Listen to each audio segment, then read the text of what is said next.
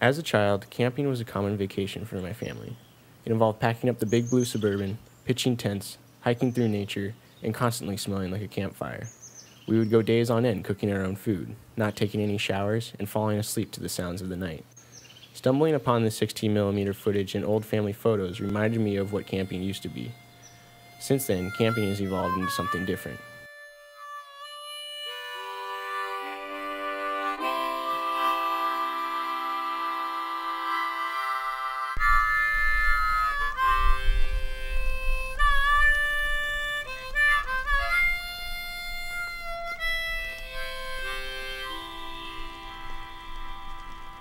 Our clientele definitely attracts more RV campers just because of the facilities that we offer. We have an indoor pool with a sauna, a spa, fitness center. We have an indoor recreation lodge that's it's about 20,000 square feet with an adult and activities loft. As I mentioned, we have the dog park, so we're attracting a lot of people that have pets, so the activities just are kind of endless. It was interesting because this winter we had to cut back our staff, and I had been taking reservations, and it's always surprising to me because we would have a lot of people who insisted upon having 50 amps because they need to run their washer dryer, their dishwasher, their TVs, however many they have, and they would need to have their cable TV, so they would need cable hookups, and then septic and water.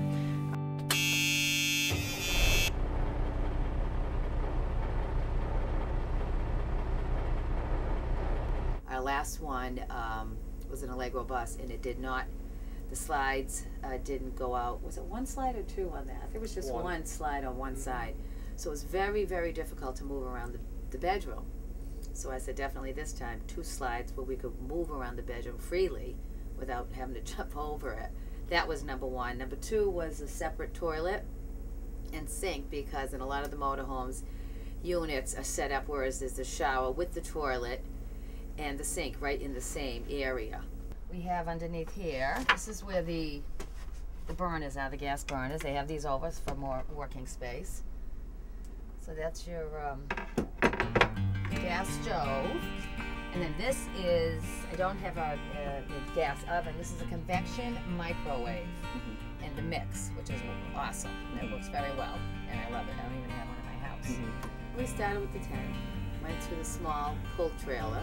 What was it, 20 some odd feet? Yeah. And then from there we went to Class A motorhome, you know, and that's really just kind of how it naturally has evolved for a lot of our guests. I mean, this is what you would call a Class A RV. What they typically have, these are called slides, they are pushed out on the side. Some of the brand newer ones actually have full slides, so instead of being, you know, 2 independent on either side, the whole side of the RV actually comes out. But everything, like on these RVs, like you see that brown one over there, it's kind of hard to see, it's a little fogged out. They have like all these storage areas on the bottom, and a lot of times they'll have exterior plasmas as well as inside. So pretty much the newer, more expensive models have 3 TVs, one in the bedroom, one in the front, and then one outside. So when you're having a campfire, you can watch TV as well.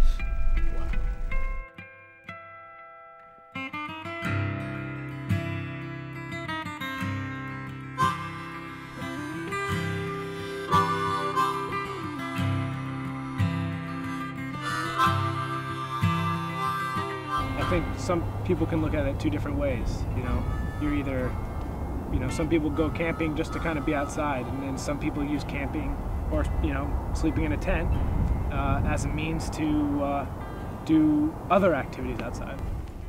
Growing up, essentially, I started camping in my backyard. My dad would set up the tent behind the house, and my sister and I would jump in, and then my mom would come and we'd build a fire.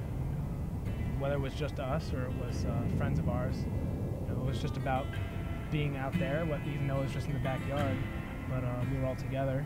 And then my parents would go in the house, and my sister and I would spend the night in a tent.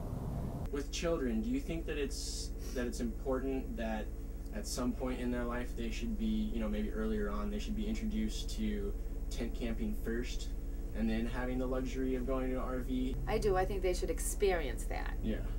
And just see what you know, I shouldn't say real camping, what camping is like and how it used to always be, you know, and then, you know, eventually if they were lucky enough to move into something, you know, a little higher end, that's great, but still they appreciate the aspect of camping, which is a family thing, and you cook outside and you do all the fun things, and there isn't electricity, they sit by the fire, and yeah, absolutely.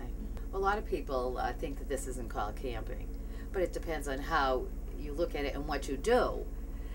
Tenting, yes, is camping, because you're out and you're roughing it, you're doing everything, you know, from tent up and your own utensils, your own everything. And we still keep that whole thing, you know, and a lot of times we like going camping where there aren't any hookups. So basically it's like camping without the technology, you know. We do run off our generator, but we still do that a lot. We don't need all the technology. It's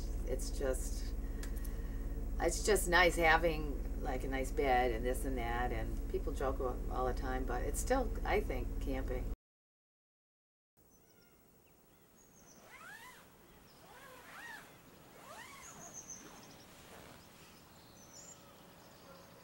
No matter how you get outdoors, I think if you're outdoors, I think it's great, you know. And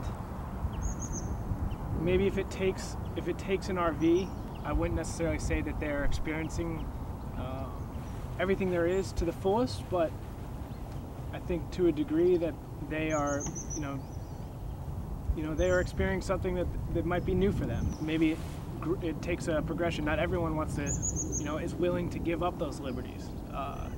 You know, and I think if someone were to give up those conveniences and those pleasures, they'd find the reward in giving them up. You know, even if it's for a night.